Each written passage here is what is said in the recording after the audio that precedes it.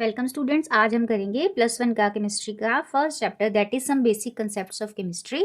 और इसमें जो जनरल टॉपिक्स है जो ऑलरेडी आप 9th-10th में पढ़ चुके हो, जो कॉमन जैसे एटम, मॉलिक्यूल्स, कंपाउंड, मिक्सचर, वो हम इसमें नहीं डिस्कस करेंगे। जो थोड़े न्यू टॉपिक्स हैं उनको हम इस चैप्टर के अंदर इंक्लूड करेंगे। जैसे कि फर्स्ट आपको यूनिट्स वैसे आपने पहले भी सुनी हुई हैं, लेकिन इसमें हम थोड़ी सी डिटेल में कर लेंगे जो हमारे कॉमन केमिस्ट्री में यूज़ होते हैं टर्म्स।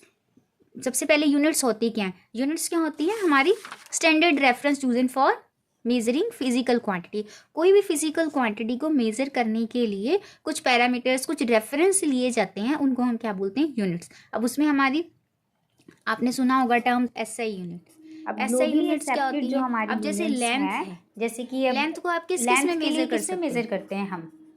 लेंथ को किलोमीटर्स हम में, किलोमीटर में मेजर कर सकते हैं, मीटर मीटर्स में भी में, मेजर कर सकते हैं, सेंटीमीटर में भी सेंटीमीटर्स मेजर कर में सकते हैं, और मिलीमीटर में मिलीमीटर मेजर। में। तो तो ये ऑल दीज इतनी आर टाइप की यूनिट्स है और हर कंट्री में अपनी अपनी अलग और भी इसके अलावा यूनिट्स हो सकती हैं। तो एक ऐसा पैरामीटर चाहिए जो पूरे ग्लोबली वर्ल्ड वाइज यूनिफॉर्म हो और सभी उसको क्या करें, एक्सेप्ट करें। ऐसी एक मेजरमेंट यूनिट चूज करने के लिए तो हमारे इंटरनेशनल सिस्टम ऑफ यूनिट्स के अकॉर्डिंग लेंथ के लिए मीटर को क्या किया गया है, फिक्स किया गया है। तो ऐसे ही अदर फिजिकल क्वांटिटीज़ के लिए भी डिफरेंट पैरामीटर्स को हमने क्या कर लिया, वो स्टैंडर्ड यूनिट मान ली। बाकी कंट्री वाइज, वर्ल्ड वाइज सब अपनी नॉर्मल जो और पैरामीटर्स होते हैं वो भी यूज़ कर सकते हैं मेजरमेंट के लिए। तो लेकिन एक वर्ल्ड वाइड जो पॉपुलर, जो एक्सेप्टेड आपकी एक फिजिकल क्वांटिटी होगी, वो कौन सी हो गई? SI units. कॉमनली यूज़ होती है केमिस्ट्री में, उनको ही लेंगे। तो जैसे टेम्परेचर है, टेम्परेचर 3 स्केल्स पे मेजर किया जाता है all over the world: Celsius, Fahrenheit and kelvin. अब इन तीनों जो आपकी टेम्परेचर स्केल्स हैं उनमें से एसआई वाला कौन सा है? Standard unit for measuring temperature is kelvin. ये वाला केल्विन हमारा एसआई यूनिट है, राइट। लेकिन आप जनरली हमारे इंडिया में हम सेल्सियस में ही मेजर करते हैं, और ऐसे ही फॉरेन कंट्री फ़ारेनहाइट में ही मेजर करते हैं। पर ऑल ओवर द वर्ल्ड अगर एसआई यूनिट की बात हो तो टेम्परेचर को केल्विन में मेजर किया जाता है, जिसमें हम न्यूमेरिकल्स के लिए भी केल्विन का ही यूज़ करते हैं। तो एसआई यूनिट कौन सी है टेम्परेचर के लिए? केल्विन। अब इसकी कन्वर्जन की, अगर आपको सेल्सियस में टेम्परेचर पता है मान लो, तो उसको फ़ारेनहाइट में कैसे कन्वर्ट कर सकते हैं, और फ़ारेनहाइट में दिया तो सेल्सियस में कैसे कन्वर्ट कर सकते हैं? तो सेल्सियस में अगर if the temperature is given in Celsius, it can be converted into Fahrenheit. कैसे बदलेंगे फ़ारेनहाइट में? 9/5 डिग्री सेल्सियस, जितनी डिग्री सेल्सियस दिया होगा उसको 9/5 करके +32 करना है, राइट। ये हमारा फॉर्मूला हो गया फ़ारेनहाइट को कन्वर्ट करने के लिए, सेल्सियस को कन्वर्ट करने के लिए फ़ारेनहाइट में। और अगर फ़ारेनहाइट दिया है सेल्सियस में कन्वर्ट करना है तो this is the formula that Celsius is equal to 5/9 Fahrenheit -32, और फ़ारेनहाइट के लिए 9/5 डिग्री सेल्सियस +32। इसमें जो है ब्रैकेट के अंदर है, आप उधर 32 यहाँ इधर जाएगा, फिर 5/9 पूरे ब्रैकेट के ऊपर आएगा। तो फॉर्मूले में थोड़ा आपको याद रखना होगा कि सेल्सियस को अगर हम फ़ारेनहाइट में करते तो 5/9 और होल ब्रैकेट फ़ारेनहाइट -32। तो इन्हीं दोनों फॉर्मूले को यूज़ करके कई कई बार टेम्परेचर रिलेटेड क्वेश्चन भी आता है, तो हम एक अदर यहाँ पे प्रैक्टिस करेंगे। और अगर केल्विन को सेंटीग्रेड में कन्वर्ट करना है या सेंटीग्रेड को केल्विन में कन्वर्ट करना है तो बड़ा सिंपल सा है। Kelvin is equal to centigrade, जितने भी सेंटीग्रेड हो गए उसमें 273 ऐड कर दो सिंपली। ये 0.15 को हम अप्रॉक्सीमेटली 273 ले लेते हैं, तो आपको यही करना है न्यूमेरिकल्स में। और अगर केल्विन दिया है सेंटीग्रेड में कन्वर्ट करना है तो सिंपली K - 273 हो जाएगा फॉर डिग्री सेल्सियस। ये हमारे स्केल्स आपस में इस तरीके से कन्वर्ट करते हैं। अब सपोज हम एक एग्जांपल लेते हैं, जैसे हमारे वाटर है, वाटर कितने डिग्री पे बॉयल ऑफ होता है? 100 डिग्री सेल्सियस पे। अगर हम सेंटीग्रेड में लेते हैं, ये केल्विन में, ये फ़ारेनहाइट में, एक एग्जांपल लिखा है मैंने, और इसके फ्रीजिंग पॉइंट कितना है? 0। और वही केल्विन में देखें तो ये वाटर का बॉइलिंग पॉइंट कितना है? 373 केल्विन, और फ्रीजिंग पॉइंट कितना है? 270, क्योंकि ऐड हो गया ना ये। और फ़ारेनहाइट में देखें तो 212 फ़ारेनहाइट और 32 डिग्री फ़ारेनहाइट पे ये फ्रीज होता है, राइट। तो मतलब इस तरीके से चेंजेस कर सकते हैं हम। ऐसे ही हमें टेम्परेचर के अलावा जो टर्म हमारी केमिस्ट्री में काफ़ी यूजफुल है वो है हमारा वॉल्यूम। वॉल्यूम किससे आया है? जैसे कोई भी क्यूब है हमारे पास, अब मान लेती हूँ मैं ये 1 मीटर और ये इसकी लेंथ भी 1 मीटर होगी, तो इसका कितना हो जाएगा? वॉल्यूम कितना हो जाएगा? आयतन भी जिसको कहते हैं L की क्यूब, और एल की क्यूब 1 मीटर मीटर यानी मीटर की क्यूब, अगर सेंटीमीटर हो तो सेंटीमीटर। क्यों मैंने मीटर में इसलिए लिखा क्योंकि ऐसा यूनिट लेंथ की क्या है, मीटर। तो एक ऐसा यूनिट में वॉल्यूम की कितनी होगी, मीटर क्यूब। और क्योंकि हमारी जो आप जितने भी वॉल्यूम किसके लिए जनरली हम काम में लेते हैं, जैसे कि हमारे लिक्विड्स हो गए, जितने भी हमारे लिक्विड है या द्रव है उनको किस में मेजर किया जाता है, वॉल्यूम में। तो वो थोड़े होते हैं, मीटर्स में तो नहीं होते। किस में हम मेजर करते हैं उनको, एमएल में। एमएल किससे कंपेयर होता है, सेंटीमीटर क्यूब से। किससे होएगा, centimetre cube is equal to millilitre ML, और decimetre cube is equal to litre. Decimetre cube is equal to litre. तो ये इंटर कन्वर्जन है। 1 लीटर इज इक्वल टू कितने एमएल हो गया, 1 लीटर में 1000, कितने हो गए 1000 एमएल। और ये 1000 सेंटीमीटर क्यूब और 1 डेसीमीटर क्यूब। और 1 मीटर क्यूब कितना हो गया, 1 मीटर में कितने सेंटीमीटर होते हैं, 100, और पावर में 3 हो गए तो कितने हो गए तुम्हारे 10 की पावर 6 सेंटीमीटर क्यूब। और डेसीमीटर में कितना हो गया 10, क्योंकि 1 डेसीमीटर में आपके कितने होते हैं 10 सेंटीमीटर। तो ये कितना हो गया तुम्हारा 10 की पावर 3 डेसीमीटर क्यूब और 10 की पावर 3 लीटर्स। 1 मीटर क्यूब में 10 की पावर 3 लीटर्स हो गया। तो ये बड़ी ज़्यादा बड़ी यूनिट है वॉल्यूम के लिए। तो हमारे वॉल्यूम जो होते हैं छोटे होते हैं, तो हम जनरली किस में लेते हैं, आपको यही दिखेगा 1000 सेंटीमीटर क्यूब या 1000 ml या ज़्यादा 1 लीटर।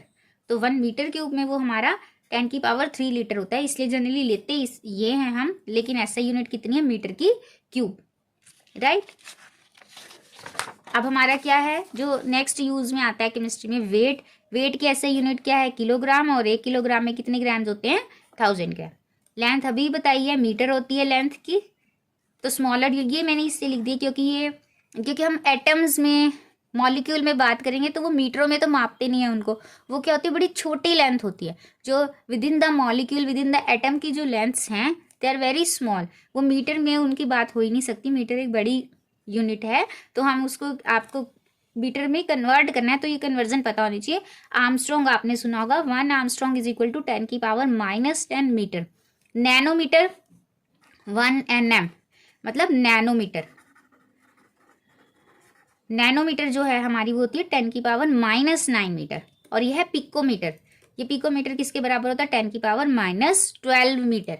ऐसी और भी यूनिट्स दी हैं, लेकिन ये जनरली जो हमारी क्वेश्चंस में नजर आती है, इसलिए मैंने यही 3 कंसिडर किया, आर्मस्ट्रॉन्ग, नैनोमीटर और पिकोमीटर। पिकोमीटर सबसे छोटी -12, नैनोमीटर -9 और आर्मस्ट्रॉन्ग -10। ये ऐसे यूनिट बन गई है मीटर, राइट। यही हमें जो काम में आएंगी ज़्यादा वही हमने यहाँ कंसिडर किए। वैसे तो उसी के अकॉर्डिंग हम क्वेश्चंस करेंगे। अब अभी हमने टेम्परेचर के किए हैं, ये तो हमें जो क्वेश्चंस में आएंगे उसी में हेल्प में आएंगे। ये हमारी फर्स्ट है, convert the following into Fahrenheit. अब हम टेम्परेचर रिलेटेड जो क्वेश्चन हमें आते हैं कभी कभार, तो वो ही हम यहाँ पे कंसीडर कर लेते हैं। तो फर्स्ट है, आपको इनको फ़ारेनहाइट में कन्वर्ट किया, डिग्री सेल्सियस दिया हुआ है।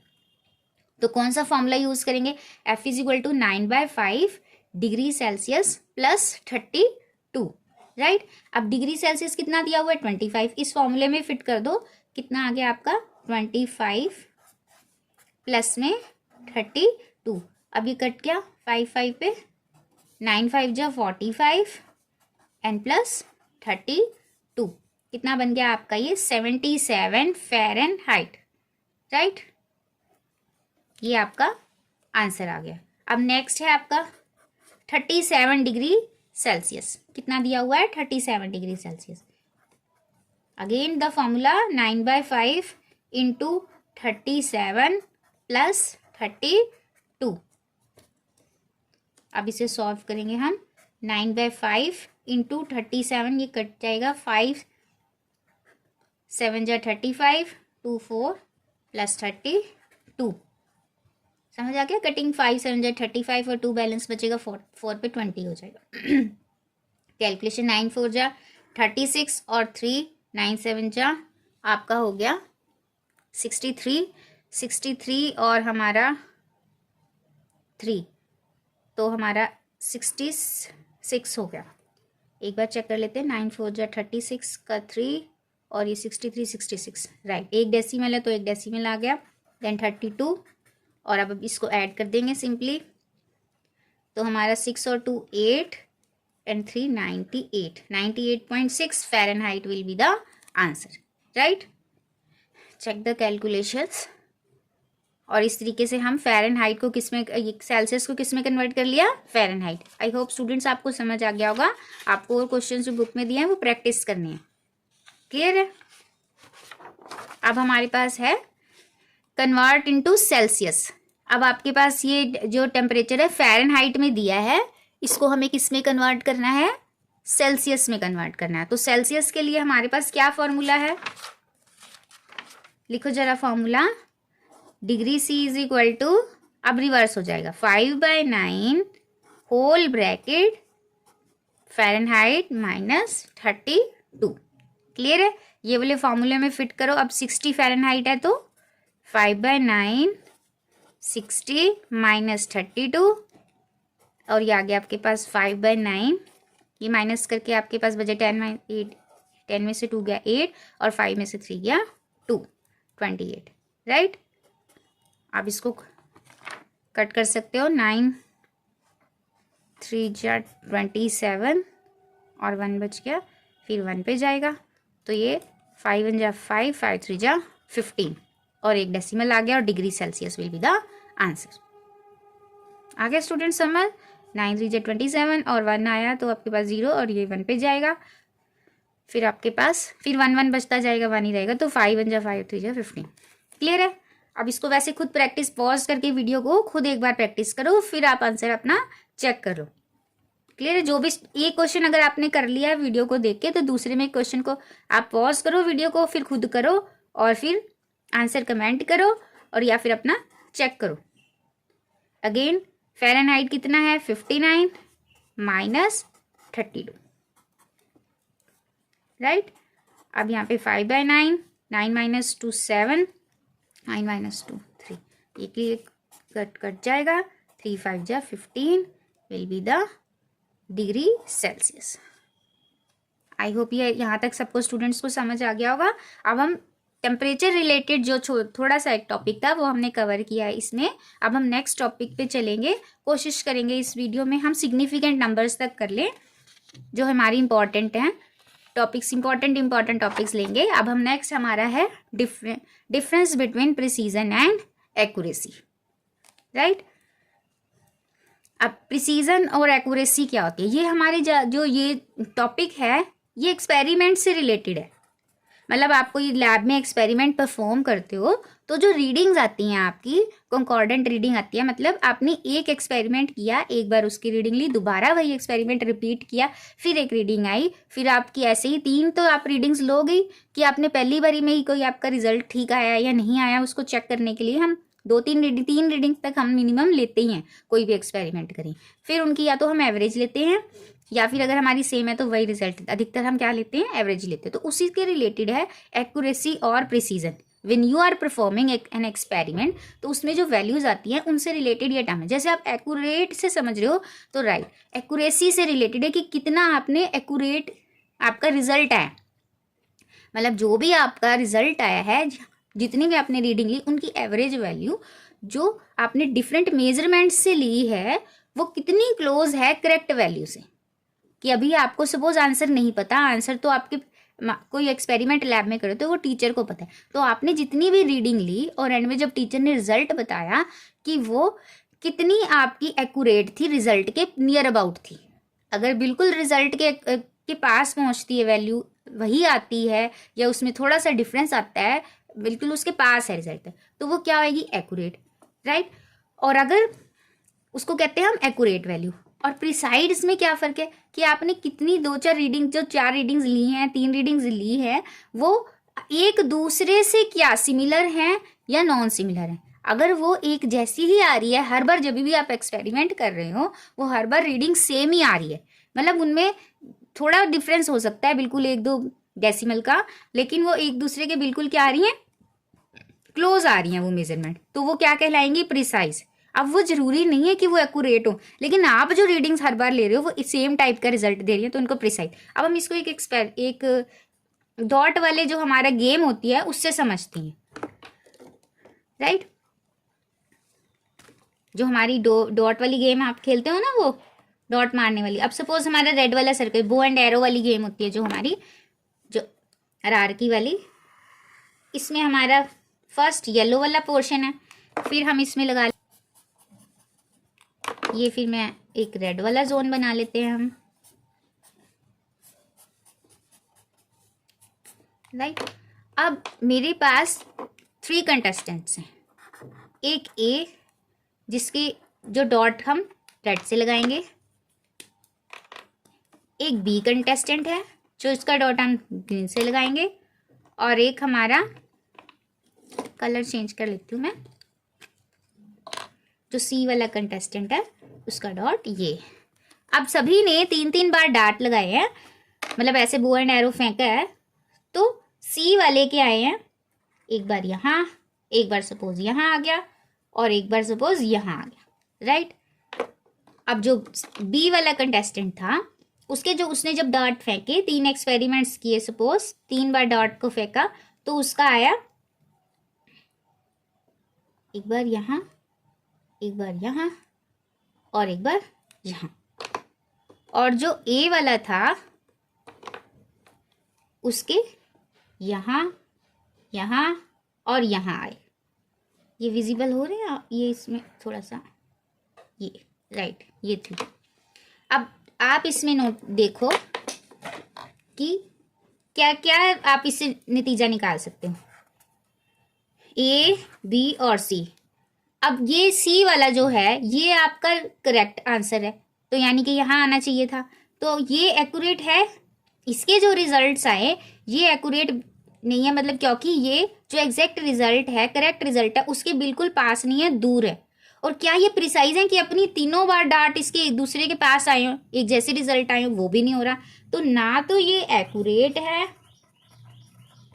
और ना ही ये प्रिसाइज है, दोनों चीजें नहीं है। अब बी वाले को देखो, बी वाला एक्यूरेसी के पास तो नहीं आ रहा, मतलब उससे थोड़ी दूर ही है, एक्यूरेट तो नहीं हो पा रहा, लेकिन उसकी रीडिंग एक दूसरे के पास ही है, इसी सर्कल के अंदर एक दूसरे के पास है, बिल्कुल थोड़ा फर्क है। तो ये एक्यूरेट तो नहीं है, लेकिन प्रिसाइज है कि हर बार ये क्या कर रहा है, रीडिंग इसकी जैसे एक्सपेरिमेंट परफॉर्म कर रहा है वो एक ही जैसा फॉलो कर रहा है, यानी कुछ ना कुछ एरर आ रहा होगा, वॉशिंग का एरर या किसी और चीज का थोड़ी गड़बड़, तो वो, लेकिन अगर वो रिजल्ट कर रहा है तो वो आपस में सारी एक जैसी हैं, सेम है। प्रिसाइज तो है रीडिंग्स, आपस में रीडिंग क्लोज है एक दूसरे के, लेकिन वो एक्यूरेट नहीं हो रही क्योंकि कुछ ना कुछ एरर होगा बीच में। अब ए को देखो, ए ने बिल्कुल सेंटर में डार्ट किया है और सारी एक दूसरे के पास है, यानी करेक्ट रिजल्ट भी आ रहा है उसका और रीडिंग भी प्रिसाइज है, यानी सारी रीडिंग सेम आ रही हैं, वो एक्यूरेट भी है और प्रिसाइज भी है। अब क्लियर हो गया सबको एक्यूरेसी क्या होती है, प्रिसीजन क्या होता है। प्रिसीजन तो होता है आपने जितने भी मेजरमेंट्स ली they are close to each other, वो एक दूसरे के बिल्कुल एक जैसी हैं। और एक्यूरेसी वो हो गई कि आप करेक्ट जो रिजल्ट है, आंसर है, उसके भी बिल्कुल क्या है, पास है और एग्जैक्ट आंसर के नजदीक पहुंच रहे हैं आप, या बिल्कुल वही आंसर आ रहा है आपका। तो ए वाला एक्यूरेट भी था और प्रिसाइज भी था, रीडिंग भी सेम आ रही है, हर बार वो मेजरमेंट भी सेम कर रहा है और एक्यूरेट भी ले रहा है। बी वाला एक्यूरेसी तो नहीं आ रही उसके पास, लेकिन वो प्रिसाइज है, अपनी हर बार मेजरमेंट सेम ले पा रहा है। सी ना तो एक्यूरेट हो रहा है और ना उसके रिजल्ट्स प्रिसाइज है, हर बार कुछ ना कुछ अलग ही टाइप की गलती कर रहा है वो, यानी कि अपने उसमें मेजरमेंट पे। तो एक्यूरेसी और प्रिसीजन, मुझे होप है कि सभी स्टूडेंट्स को समझ आ गया होगा, ये आपके एक्सपेरिमेंट से रिलेटेड है, मतलब कि जो आप मेजरमेंट ले उससे related. I hope students accuracy और प्रिसीजन आपको अच्छी तरह से समझ आ गया होगा। अब हम नेक्स्ट वीडियो में अपने सिग्निफिकेंट नंबर्स और सिग्निफिकेंट फिगर्स करेंगे जो बोर्ड में काफ़ी पूछे जाते हैं। So subscribe for more videos. Thank you so much.